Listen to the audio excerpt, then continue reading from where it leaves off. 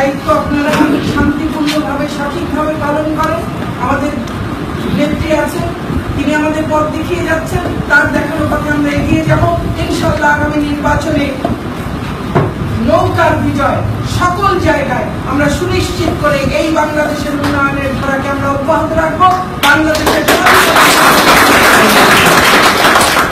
সবাই ভালো থাকবেন, আমাদের প্রাণপ্রিয় নেত্রীর জন্য দোয়া করবেন, আমার জন্য একটু দোয়া করবেন যেন সুস্থ থাকি, আপনাদের জন্য সেবা করতে ভালো থাকবেন।